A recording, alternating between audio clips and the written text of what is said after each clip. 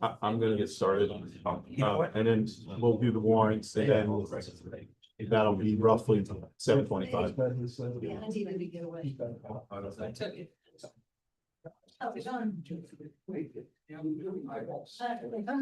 Dude, how did you leave the house? I can't. I got 3 pairs everywhere. It's kind of crazy. All right, ladies and gentlemen, if you'll stand with me and say the pledge, we'll get this thing started. I pledge my allegiance to the flag of the United States of America, to the republic for which it stands, one nation under God, indivisible, with liberty and justice for all. Thank you very much. Please be seated.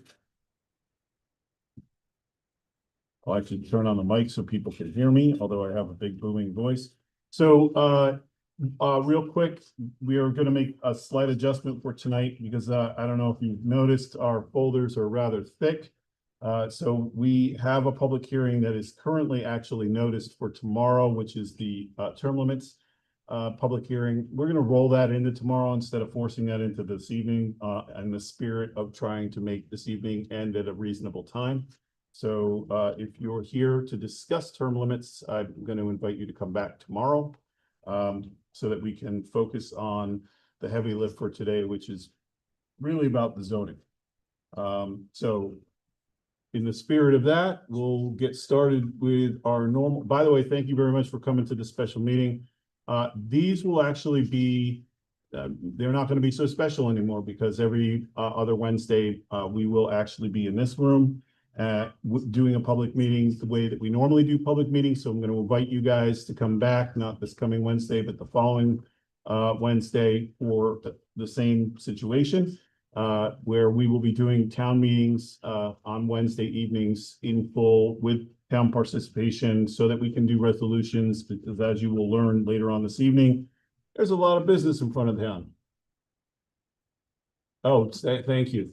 Luce is telling me that it's when we're in here, it's Thursday nights, every other Thursday night. Thank you very much. So that's that. So with that, we'll do our normal work session order and get started with the warrants. So Madam Clerk, will you read the warrants?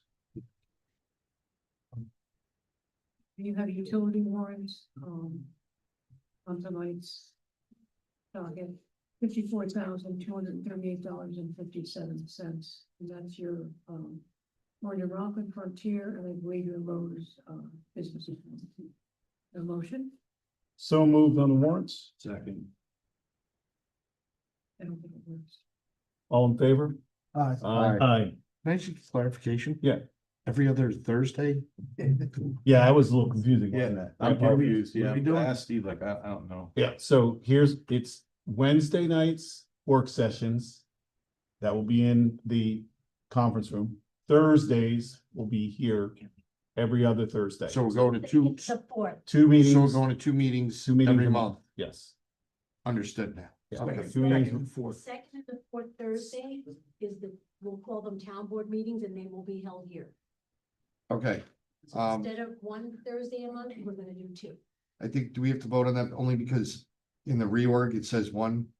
Yeah, I think we would I have to think, do I that think we via just need to do a resolution. quick vote, if that's what Very you guys good. want to do. Yep, I would like to move to make that schedule part of our yearly schedule and make the adjustment as part of the reorg. Do I have a second? Second. So I think you have to make a resolution. Yeah, we'll do. We can do that in hindsight. All right, all in favor? Aye. Opposed and or abstentions? Ayes carry. Very good. Thank you very much. That I think will be a little bit more transparent for everybody.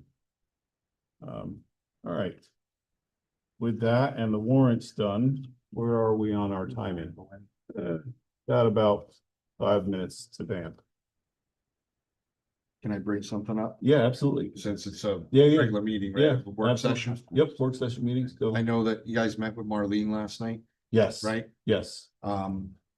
Joe, we were talking about doing a law that would allow the town to take care of the cat colonies, I think is the way we'll put it. you guys all on board with something like that, have Joe draw something up. Really, the cost, you got two components here. You got a legislative component, you've got a monetary component. The legislative would be the resolution. And then the monetary, I mean, you're probably looking at $5,000-10,000 a year tops. And maybe we can get, Did she give you money? Did she give you an amount? Because I was gonna ask her Well, how much. so it depends on how big the colony is. Now, I know I got one. I know Don's got one. Yep. And from what Don says, his is probably about twice as large as the one that I got in my ward, right? That I know of. Yep. There might be more. In any event, I think that was gonna be like $2,000. So $4,000. I'm just, and again, we could actually get, I would think from the state, an ongoing, you pick up a couch cushion up in Albany, you can find 10 grand. Okay, it's really not a big number. And, I think it would be good for the Assemblywoman to throw her support behind something like that. It's good for the public, it's good for the cats. I think that money can be found. But again, our first step would be the legislative. And then we can, Yeah. talk to the Assemblywoman. I just want to add to that, our conversation with Ms. Freehill was actually really productive on the heels of these discussions that we've been having about the colony of cats. So I think that there is funding right now in the police line for animal control that might actually get the ball started in there. See, there you go, right? And then I think there might be a world where parkland fees could be dovetailed into that as well. Just because in at least one of the locations, there is town property that butts up to where the colony is. I think that's in your neck of the woods. So there are, There's I ways, just is wasn't what you're certain saying. what the Yeah. dollar amount was to spay 300 cats. Like, Yeah. I don't know what that looks like, but yeah, I absolutely agree. Right. Absolutely agree. I think this is you guys got any ideas, thoughts? May I add something? Yes, Yeah. please. We currently, we're in contract with Tara, Yeah, for the low cost spay and neuter. And we pay $50, to spay a cat. Oh. We sell them to our residents for 25 and then we pay Tara 50. So if you want to just use that number to yeah, that's gauge great. how much money you're looking for. Big fan of that organization. And to be clear, this is to essentially control future populations. So that will be extremely helpful, but also the relocation or what to do with the current is still a question to be addressed. Well, isn't that also the issue? The fact that when after they spay and neuter them, they go ahead and put them back into Yeah, where they are, were. they are. That was an issue, because then all the other wildlife is affected. So that's something that has to be further looked at, I think. But definitely, I think we should find more funding for this. And there is some precedent that you see that in Texas law, so you Yeah. can inform us. Yeah, I'll Yeah. reach out for just some Have direction. you had any interactions with any laws of this nature, Joe? Yeah, I have, and so I just need, again, some specific direction, what's on your mind Yeah, exactly. we'll as far talk. as- I just wanted Yeah. to But. get the support of the board to move forward. Yeah, and we don't have to do the trapping per se. Can have Tara or whomever. I don't know, Yeah. they don't do trapping. No, but I'm sure somebody, No, you some have to organization. Probably speak to, I know Pets Alive has an active, trapping program. And that's speak with them. There you go. You can probably also speak with the Humane Society, because we don't, our animal control, I believe, is out long term. yes, but hopefully not indefinitely. Certainly that is something that we could do in-house as well as partner with the Humane Society or Pets Alive. And I'm aware of the Pets Alive program, so they exist. One that came up actually in our conversations with Ms. Freehill, that she's aware of somebody who does that. So that could be subcontracted as well. So whatever works, right? Yeah, no, I think So, it's definitely alright. an issue that we have to do. I mean, Yep. there's no way around it. It's definitely a quality of life thing. So, all right, any other new business? New business? I have one thing. Yeah. Several people have contacted me on Grassy Road about speeders, so I'm gonna do the chief and a speed sign, but just to put on your radar, I know they're about 12 grand, signs that flash your speed. Yep. Maybe we could consider, throwing a couple of them up there. So I just want to put, I know they're expensive, but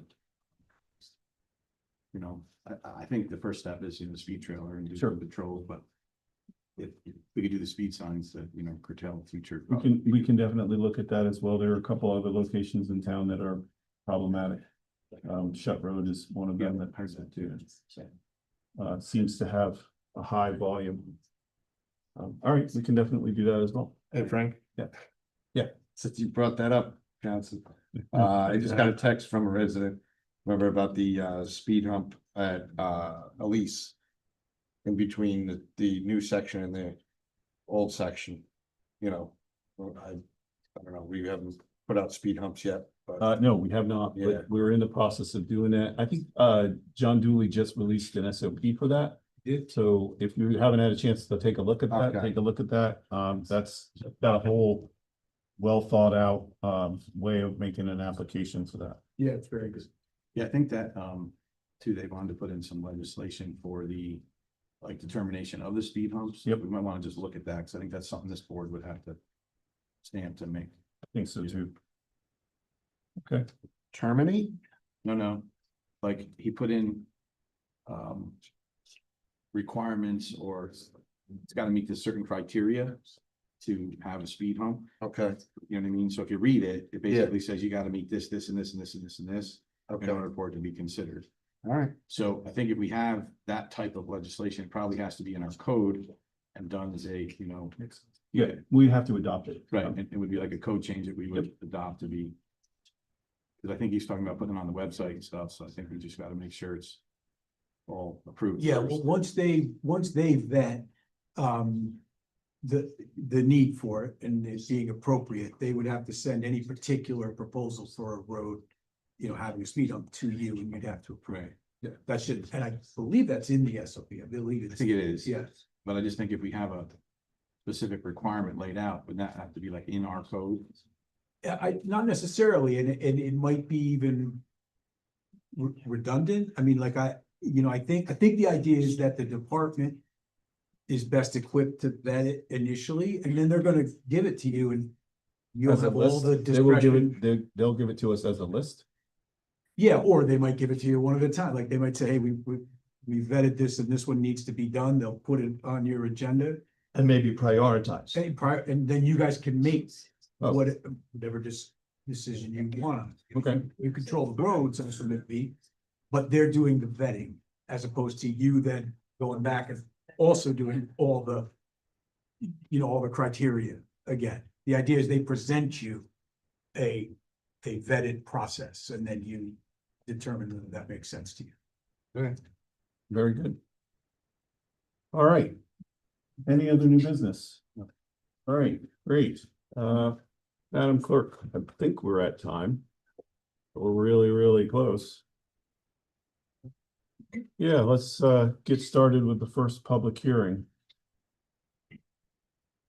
Notice is hereby given that there's been introduced before the town board of the town of Wallkill, New York, a local law entitled, a local law of the town of Wallkill, County of Orange, amending chapter 249 of the town code, zoning and related chapters, inclusive of updating and amending the town of Wallkill zoning map referenced in chapter 249-5 of the code of the town of Wallkill, County of Orange. Please take further notice that a continued public hearing to be held by the town board of the town of Wallkill on April 29, 2026 at 7:25 p.m. at Wallkill Town Hall, 99 Tower Drive, Building A, Middletown, New York, to consider the adoption of the aforesaid introductory local law. Any resident of the town of Wallkill is entitled to be heard upon said introductory local law at such public hearing. Copies of said proposed local law are available online, townofwallkill.com, and hard copies are available for review at Wallkill Town Hall, 99 Tower Drive, Building A. Town of Wallkill make every effort to ensure the hearing is accessible to persons with disabilities. Anyone requiring special assistance and or reasonable accommodation should contact the town clerk. By order of the town board, the town of Wallkill, Louise and Grassy, town clerk. All right, thank you very much, Madam Clerk. I will defer to town council to clarify. You just read the zoning. Yeah. I'd like the clerk to read the comprehensive plan public notice. Okay. Too, because they're integrally related and they can be held, contemporaneously. Allow everybody to comment. Notice is hereby given that the town of Wallkill, New York, through its master plan review committee, has finalized the update and amended comprehensive master plan of the town. Please take further note that pursuant to town law, section 272-A, continued public hearing will be held by the town board of the town of Wallkill on April 29th at 7:25 p.m. at Wallkill Town Hall, 99 Tower Drive, Building A, Middletown, New York, to consider the adoption of amendments to the town comprehensive master plan. Any resident of the town of Wallkill is entitled to be heard upon said proposed comprehensive master plan update at such public hearing. The proposed comprehensive master plan and supporting documents may be accessed at townofwallkill.com. Copies of said comprehensive master plan are available for review on the town's website at thetownofwallkill.com. Hard copies are available at Wallkill Town Hall, 99 Tower Drive, Building A. Town of Wallkill make every effort to ensure the hearing is accessible to persons with disabilities. Anyone requiring special assistance and or reasonable accommodation should contact the town clerk. By order of the town board of the town of Wallkill, Louise and Bassett. Thank you, Madam Clerk. All right, so just a bit of a preamble, because there are these two matters that the clerk just read the public hearing notices on, will be considered in this section of the meeting. They'll be revisited, assuming that the public hearings are closed tonight. They will be revisited in the resolution section. That's why, for benefit of the members of the public, why you may see them twice. So what will happen should this progress, you'll have the public hearing. And then. Sorry.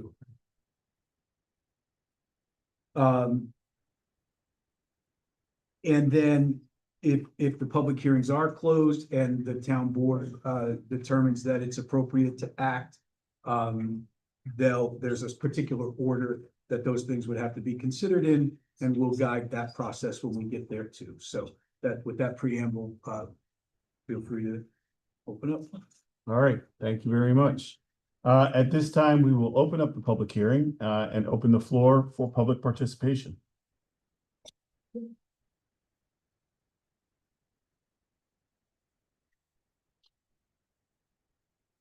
Anyone?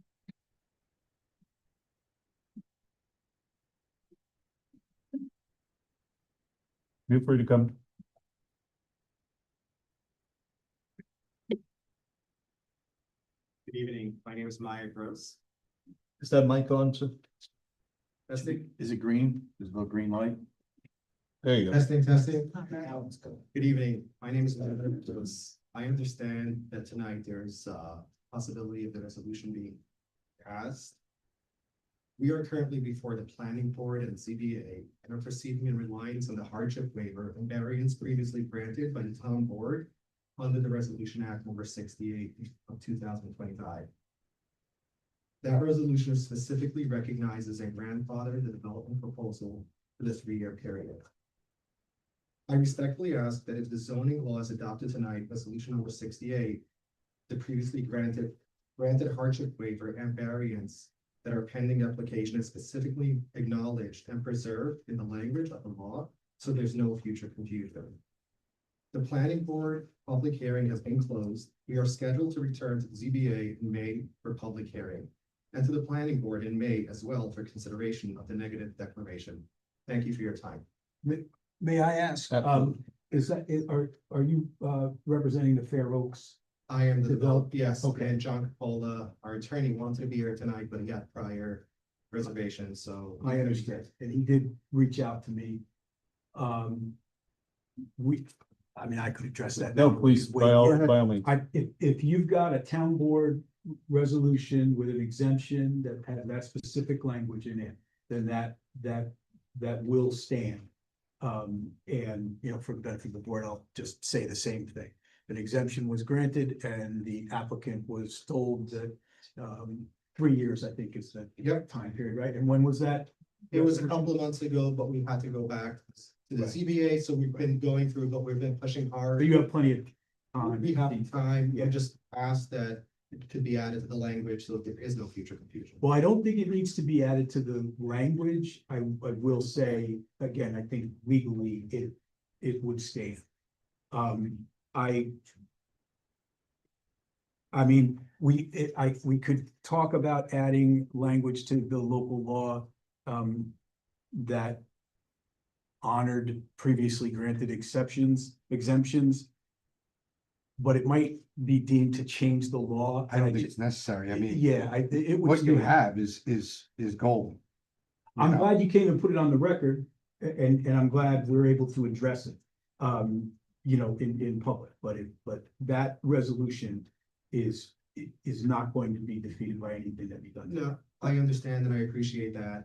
We've been through this process where this is going on for a long time, Yeah. and based on our council, they wanted to be here. No, it makes They felt sense. It was important just to go on the record and request that, and I also have the resolution that's passed with all the 5 votes. Yeah, If you want to take a look at I that. have seen it actually, and I think it is important that you were here, so I thank you. Yeah. No, Thank you. And I just think something to mention there is big things. You know, you came before us several times and we discussed the nature of the project. It's a little different than a typical warehouse. What would happen is if the zoning is adopted, your lot would no longer be enterprise, which would permit warehousing. So the fact that you're knee deep in the project, is going to allow it to continue. But somebody else that bought additional property next to you would not have a new warehouse constructed there. Correct. So I think you're okay.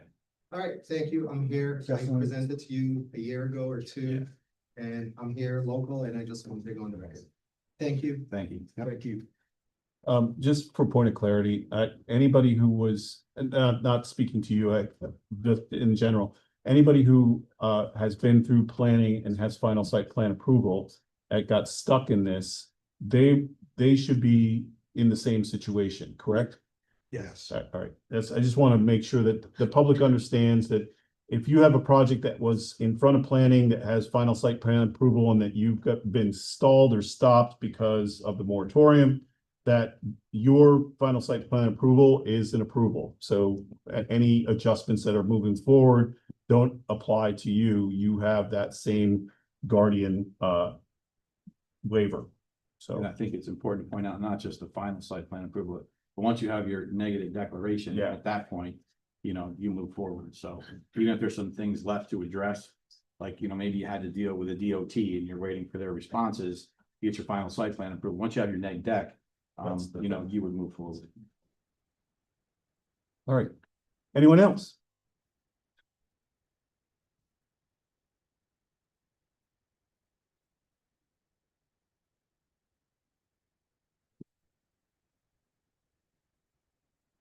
I guess it doesn't, it's nothing I stop talking to.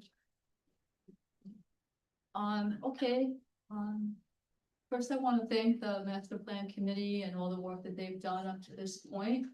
But, I see some issues that I'd like to bring up because, they're very concerning to me. So we were going to change on Baker Road up 17M, those lots to highway commercial. Could, maybe Mr. Johnson, you tell me why we switched to enterprise light?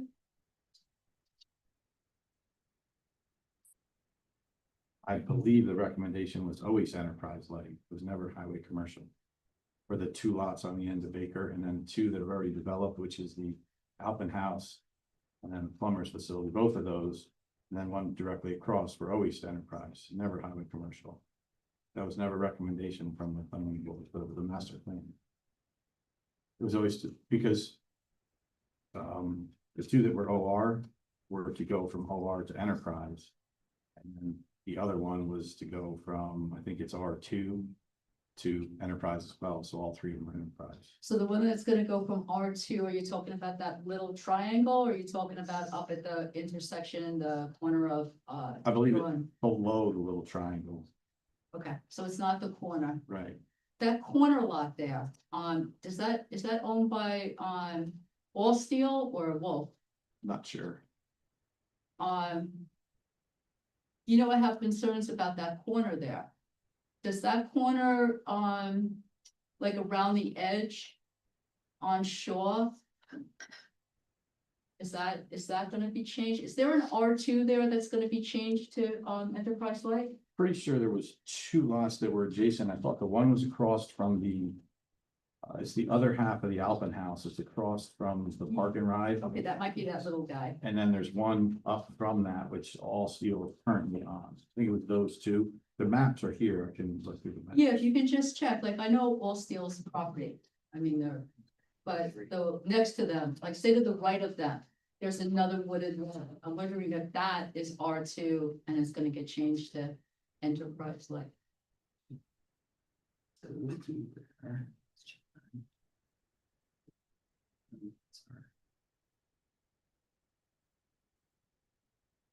These two lots.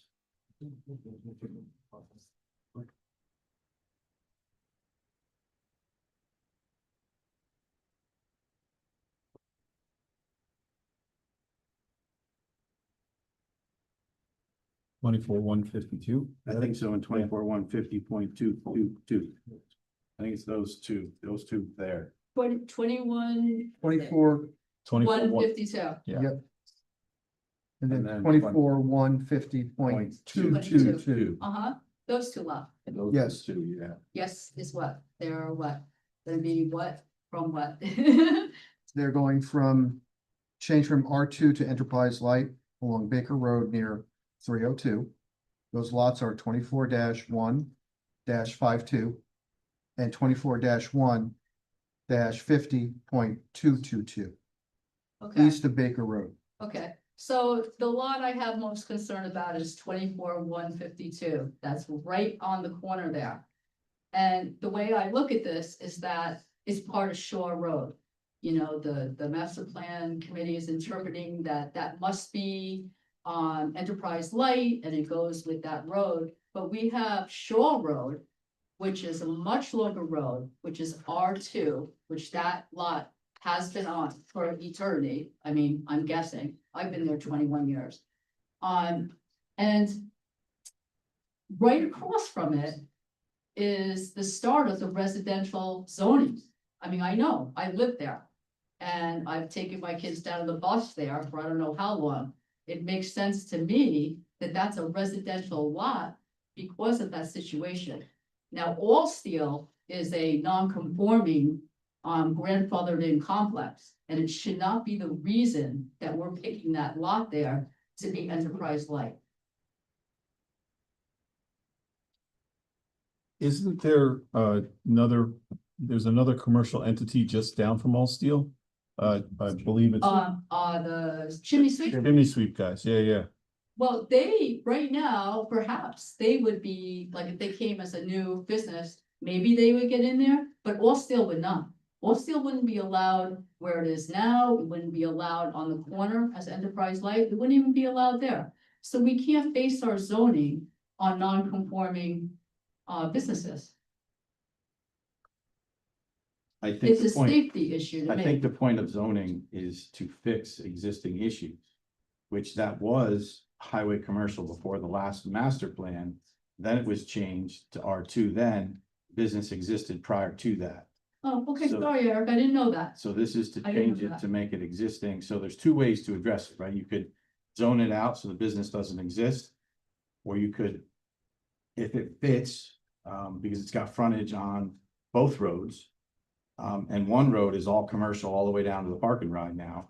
And it's got frontage on that road, which it could put its entrance in from there, and not even drive on Baker or on Shaw anymore, just off of Baker. But you know what? It didn't put its entrance Well, there. It did their front yard but on shore. they've existed that way, but they can do it the other way. I don't think they can. I think the other side is gonna have to, they're gonna have to choose which is their front yard in our zoning. Well, it's not a matter of front yard, it's a matter of entrance for the vehicles. They've already picked, they built a new driveway. So the vehicles, the driveway that they built is for the storage unit that they want to build and store cold storage steel. It's where they will have large, stockpiles of steel because the prices are so expensive. It's way more effective to buy a larger quantity and have it shipped at once, as opposed to smaller quantities being shipped on a multiple of trips. So it benefits the fact that the traffic is decreased, because it's a larger load to be delivered. The smaller trucks that take it out are no different than a UPS truck or, you know, something like a long box truck in that size for their deliveries. But when they get material in, it's done in a larger vehicle, so it's more cost effective for them to buy much more. So I think they have, I want to say, it's a 5,000 square foot or 6,000 square foot building now. And they want to increase that size so they can have more storage. Which they would have to go in front of the zoning board, and get a variance. Well, no, because only if it exceeded 15% expansion, you're allowed a 15% expansion. So let's say they have 5,000 square feet, they could do what? 10% of that is 500, 750, so they could do, you know, they could do a 15% expansion without any variance. If they go over that, then they would need a variance. Well, I've looked at their site plan and it was over 15%. That's why they, planning board had already said that they needed to go in front of zoning. Instead, they did that sloppy clear out, and now they have about 5 semis parked there, which I don't even think they're allowed to. I think in R2, I think they're only allowed to have one 25-foot trailer. And you know what? I don't even need to go with that. I just need to make sure that the kids are safe in front of my street. And that it doesn't do it for me, that makes sense, that it should be commercial, that lot. It's a dangerous intersection to begin with. I'm just gonna chime in and suggest that in an existing non-conforming, it's not as though we can do away with the lot. Like, we can't tell them they can't have their business anymore in that They- zoning. They're still gonna be able to operate because they're existing non-conforming. So I'm confused maybe by what Yeah. what the goal is here. Maybe you are. So help us I clarify. think that they're fully on that end of it. They decided not to make that side and entrance exit. I mean, I've watched everything that they've done there, and that's probably a really smart thing. Because Wolf did a traffic study there and they had to move their driveway because that's such a bad blind spot. I mean, that would have been really dangerous not to put the exit out there. So that's already a side yard, you know, like, you know, what are we missing here? We're talking about the public's health and safety, you know, about this lot. I don't even think that they're gonna use it. And you know what? If we did know if they were gonna use it, then that's really spot zoning. If we're just doing it just for that corner lot. You know what I mean? For all steel. So. Just thoughts about health and safety. To move on, I mean, like, why don't we look at that? So if we're gonna do a zone change, a zoning district change, we're gonna say, okay, what are the uses? And could it affect the area negatively, right? So I looked up the enterprise light and there's two, well, there's really one that really concerns me that's an allowed use. It's the adult uses.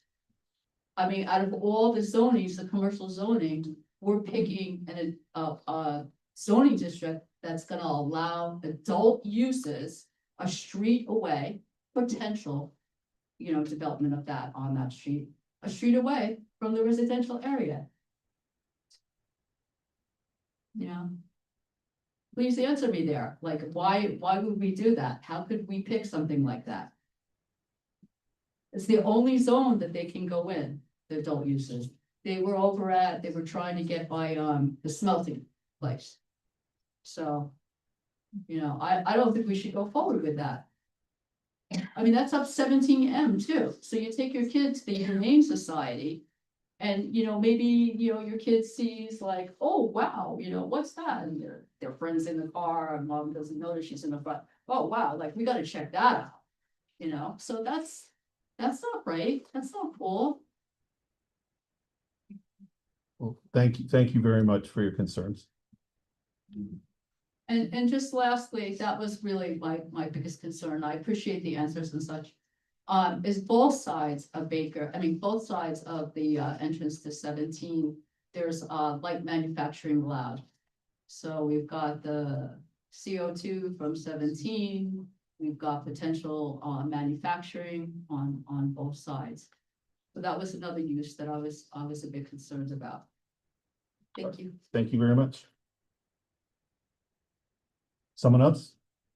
I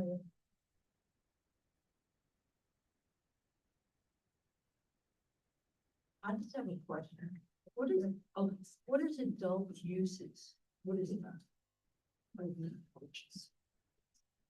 I'm sorry. I don't have the definition, but in front of me, I could get it for the town of Wallkill, but generally speaking, it means clubs that have exotic dancing or Viewing. viewing or, that's the idea. Can I just touch on that real fast? And I see John Ward's here. I think you could speak on this a whole lot better than any of us. When the town tried to stop those type of businesses coming in, right? And they weren't in our code anywhere, in our zoning anywhere. And New York State basically said, well, if it's not in your zone, if it's not even in your zoning, then it's in all of your zones. If it's not in a zone, it's in all of your zones. If I got that right, John? You want to speak? Yeah. Please. On that particular. Yeah,